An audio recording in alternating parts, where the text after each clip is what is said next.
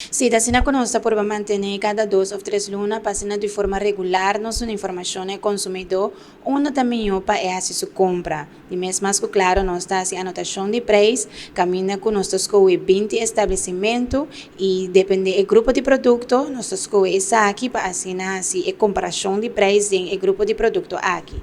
Dentro da ocasião aqui, nós escolhe produto na carne, beleg, fruta e verdura, essa aqui tem uma totalidade de 109 produtos e na 20 diferentes estabelecimentos nós fazemos a comparação de preço e essa aqui não.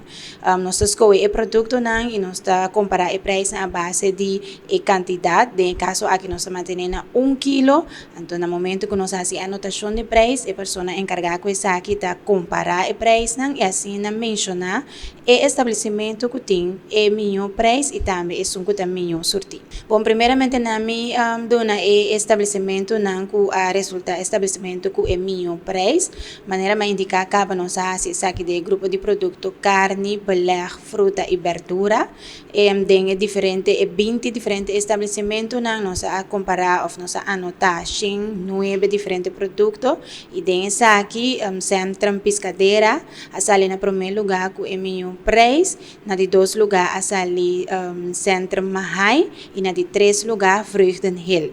Esse aqui é o melhor preço para o que trata verdura, fruta, carne e beleg.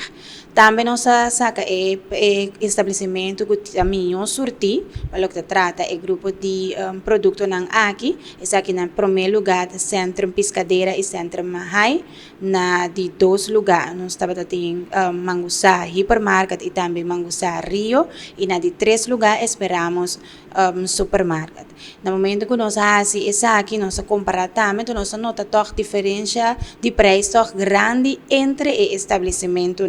Pois nós não mira, nós não por visa ainda que tem subida de preço, mas se nós por visa sim que tem discrepância de preço, para o que trata é diferente estabelecimento. Por exemplo, nós vai bom vinir que nós anotar 1 quilo de carne estobá, então bota mira que tem outro estabelecimento tem uma diferença de quase 10,50. Isso aqui torna uma diferença bastante grande que nós pedimos ao consumidor está alerta com essa aqui, também nós publicar nossa lista de preços no nosso website www.fundacionpaconsumidor.org. Caminha por mira vista com vista amplo riba e diferente preços e assim melhor escolha.